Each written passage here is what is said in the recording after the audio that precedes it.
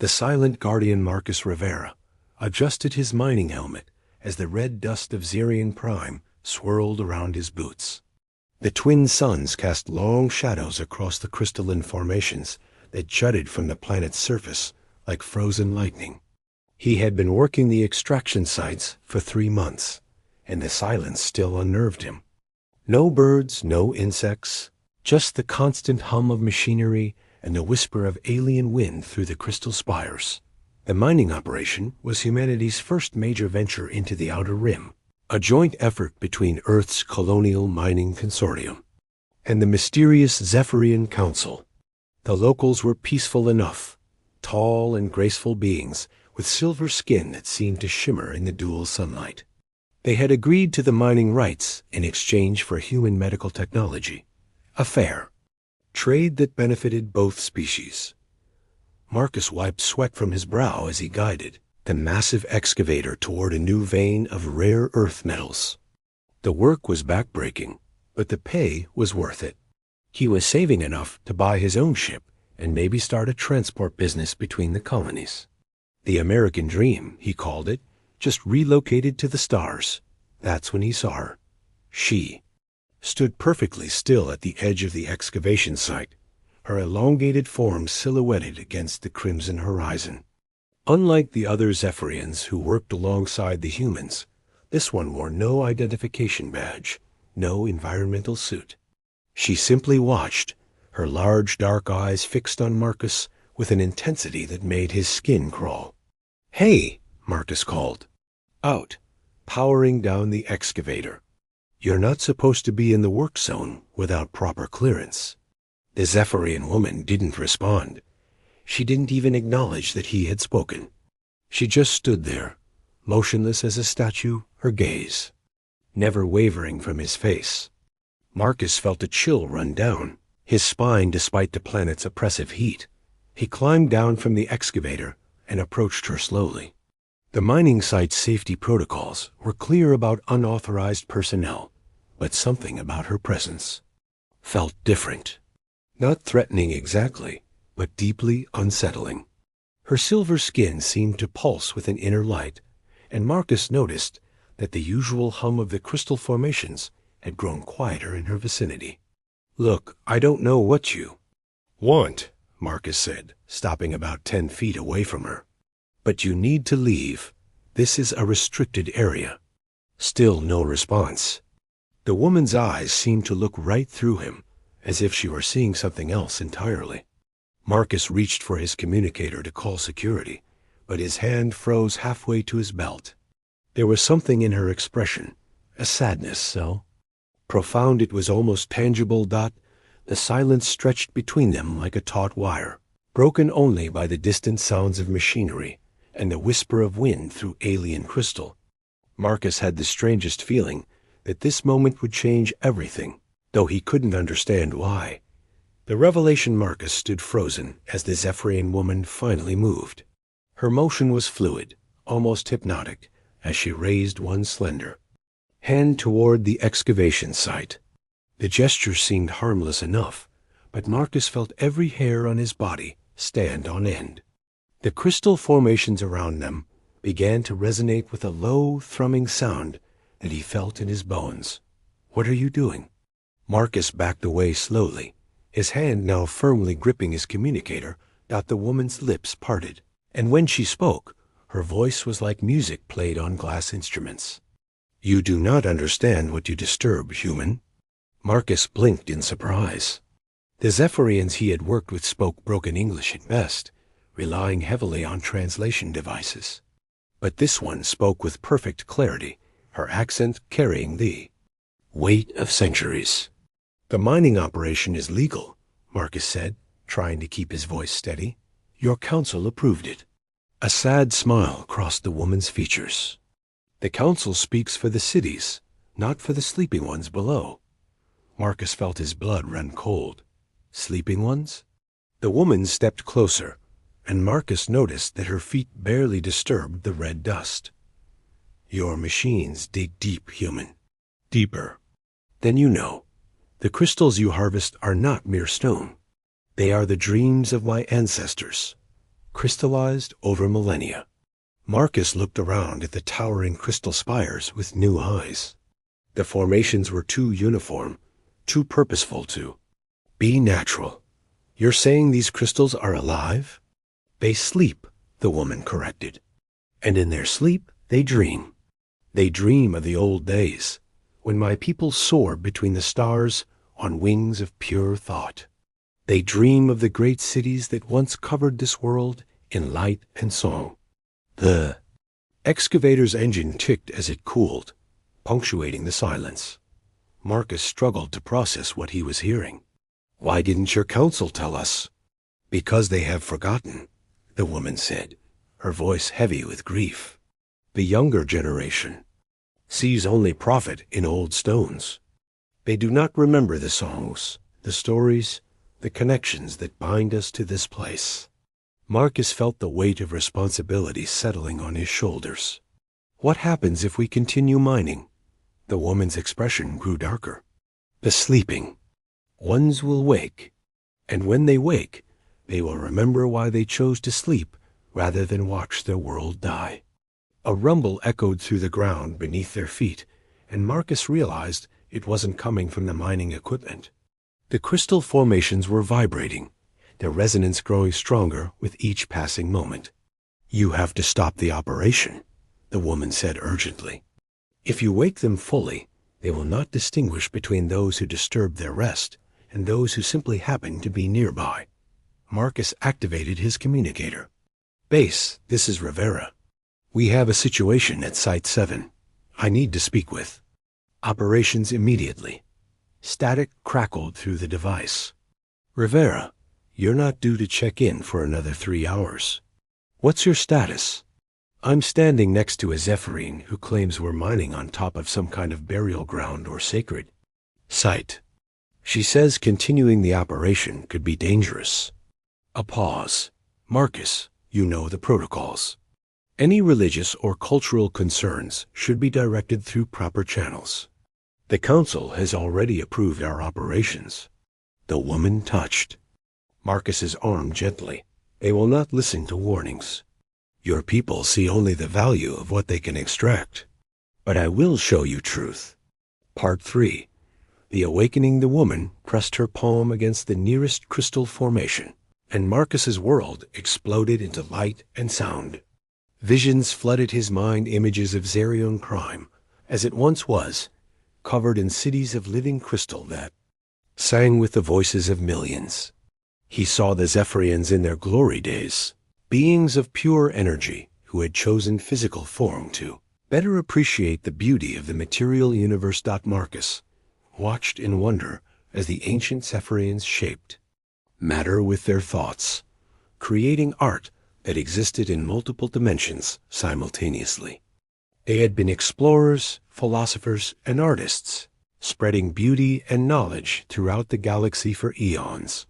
But then came the darkness. Marcus saw the invasion, ships blotting out the twin suns as creatures of pure malice descended from the void. The war had lasted for centuries, and in the end, the Zephyrians had made the ultimate sacrifice. Rather than see their world destroyed, they had chosen to merge with the crystal formations, becoming one with the planet itself. They sleep to preserve what was, the woman explained, her voice echoing in Marcus's mind.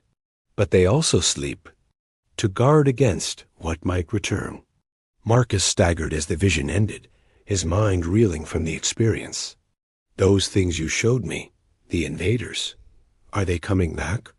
They never left, the woman said grimly. They wait in the spaces between stars, feeding on the life force of worlds. My ancestors' sacrifice created a barrier, a shield that has protected this sector for 1,000 years. The ground beneath them shook more violently, and Marcus could see cracks appearing in the crystal formations. What happens if the barrier fails? Then the shadow feeders will return to finish what they started. And this time, they will not stop with one world. Marcus grabbed his communicator again. Base, this is Rivera.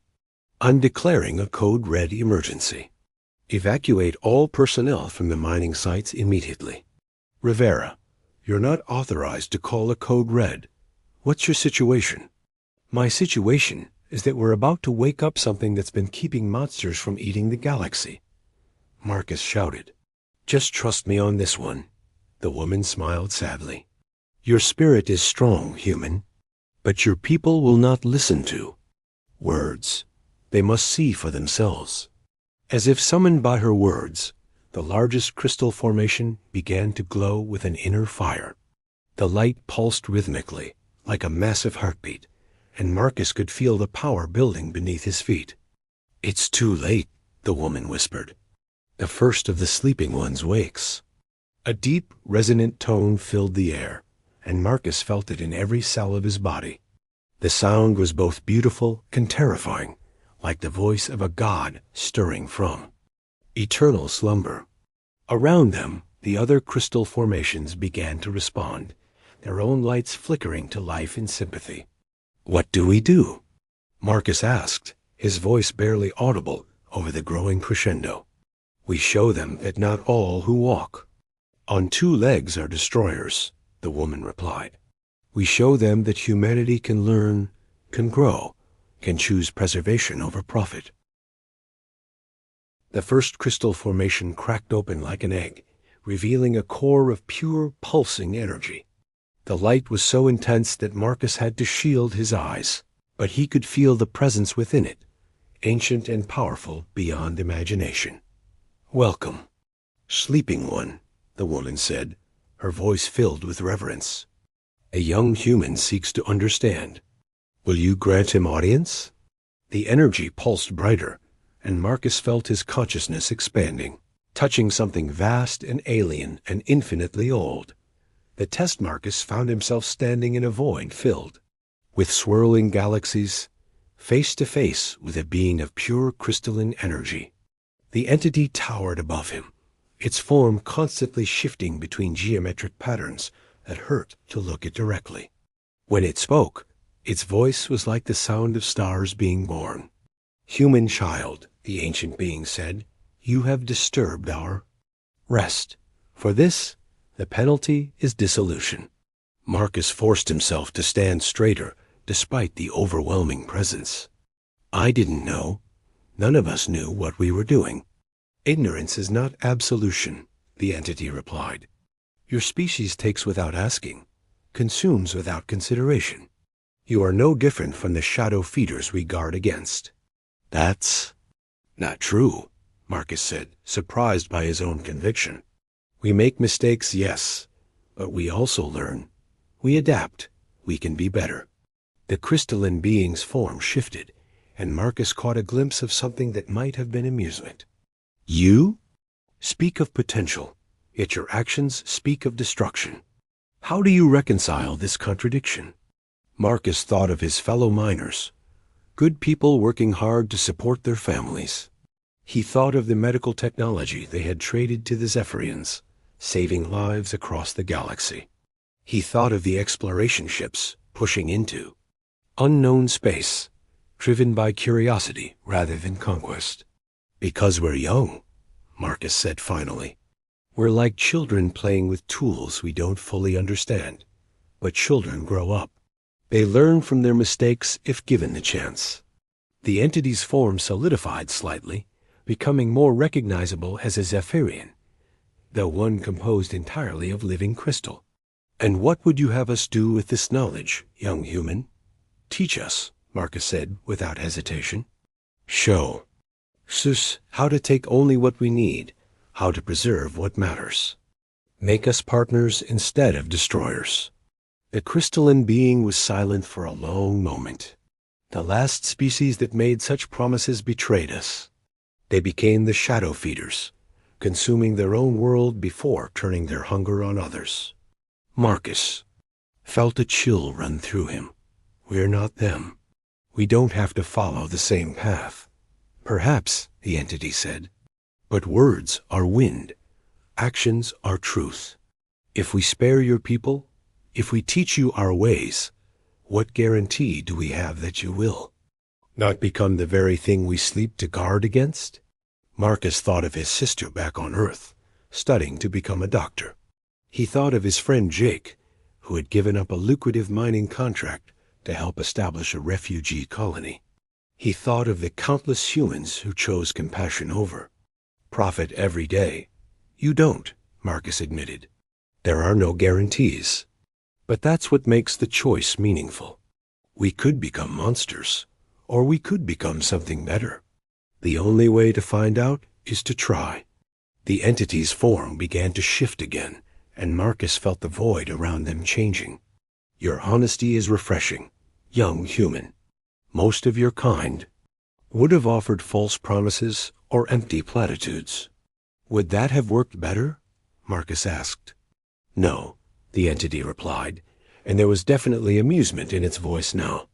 But it would have confirmed our worst fears about your species. The void dissolved, and Marcus found himself back on the planet's surface, still standing next to the Zephyrian woman. But now he could see the crystal formations for what they truly were, not just mineral deposits, but the physical forms of sleeping guardians. You have passed the first test, the woman said, but the real challenge is yet to come. The choice Marcus blinked as the mining site came back into focus around him. The excavator sat silent, its drill bit still embedded in the crystal vein. But now he could see the faint outline of a face within the formation, peaceful and eternal. Slumber. How many are there? Marcus asked, his voice barely a whisper. Millions, the woman replied. Each crystal formation houses one of the sleeping guardians. They gave up their individual existence to become part of the planet's defense system. Marcus pulled out his communicator, his hands shaking. Base, this is Rivera. I need to speak with Director Walsh immediately. Rivera, you've been out of contact for 6 hours. Where have you been? Marcus looked at the woman in confusion. 6 hours? It felt like minutes. Time flows differently when touching the memory of the sleeping ones, she explained. But in your world, your absence has been noted. A new voice crackled through the communicator. Rivera, this is Director Walsh. Report your status immediately. Director, I'm at Site 7 with a Zephyrian representative. We need to halt all mining operations immediately. The crystal formations aren't just mineral deposits there. Rivera, step away from the alien and return to base. That's an order. Marcus looked at the woman, who nodded encouragingly. Director, you need to listen to me. These crystals are actually dormant Zephyrian guardians. They've been protecting this sector from an ancient threat. If we continue mining, we risk waking them and potentially exposing the entire galaxy to something called the shadow feeders. Silence stretched across the channel. Finally, Walsh's voice returned, colder than before. Rivera, you've been exposed to unknown alien influences. You're relieved of duty. Security teams are en route to your location. Director, please, just give me 5 minutes to explain. The explanation is simple, Rivera. The aliens are trying to stop our lawful mining operation by filling your head with fairy tales. Return to base for debriefing and medical evaluation. Marcus closed his eyes, feeling the weight of decisions settling on his shoulders. He could comply, return to base, and try to convince them through proper channels. But he had seen the truth. In the Guardians' memories, the shadow feeders were real, and humanity's actions could unleash them on an unsuspecting galaxy. I'm sorry, Director, Marcus said finally, but I can't do that. He switched off the communicator and looked at the woman. What happens now? Now we see what humanity is truly made of, she replied. Your people will come for you. They will see us as the enemy, as obstacles to their profit. But you have a choice to make. What choice? You can stand with us, help us protect the sleeping guardians until your people understand the truth. Or you can return to your kind and try to convince them from within their own ranks. Marcus looked at the crystal formations around them, seeing them with new eyes. Each one represented a life given up for the greater good, a sacrifice made to protect countless worlds from an ancient evil. If I stay with you, they'll call me a traitor. If you return to them, they may not believe your words until it's too late. Marcus heard the distant sound of approaching vehicles. The security teams were coming, and he had perhaps minutes to decide the course of not just his life, but potentially the fate of the galaxy. He looked at the woman one final time. "What's your name?" "Lirale," she said with a smile. "And you, Marcus Rivera, have just become the first human to truly see us as we are." Marcus took a deep breath and stepped closer to the crystal formations. "Then I guess it's time to find out what humans are really capable of." The sound of engines grew louder, and Marcus knew that whatever happened next would determine whether humanity would become the galaxy's protectors or its greatest threat. The choice was his, and he had made it. The sleeping guardians pulsed gently around them, and Marcus felt their ancient wisdom flowing through him. Whatever came next, he would face it with the knowledge that some things were worth fighting for, even if it meant standing against your own kind. The vehicles crested the hill, their lights cutting through the alien dusk, and Marcus stood his ground beside Lirale, ready to defend the dreams of the sleeping ones.